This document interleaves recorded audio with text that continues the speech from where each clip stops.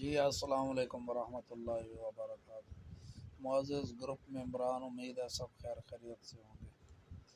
Metal market मुकम्मल तौर पर तंज़ली का शिकार है और इंतहाई सख्त टेंशन का माहौल है।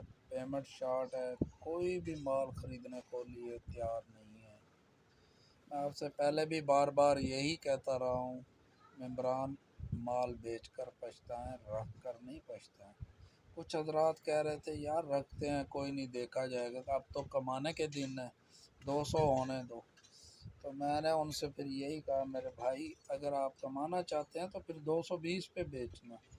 तो अब वो बैठे पूछ रहे होते हैं, दिन में 4-4 दफ़ा फ़ोन करते हैं, सर जी रेट क्या है।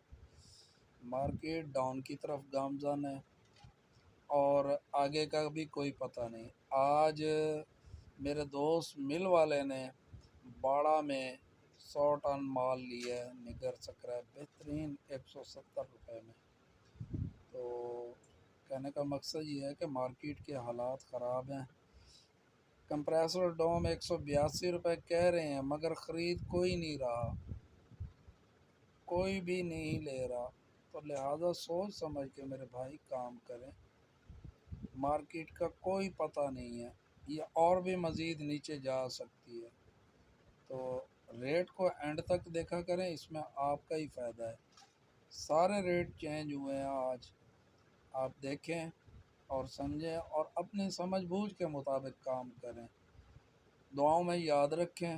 अस्सलाम वालेकुम वरहमतुल्लाहि वबरकातुहू।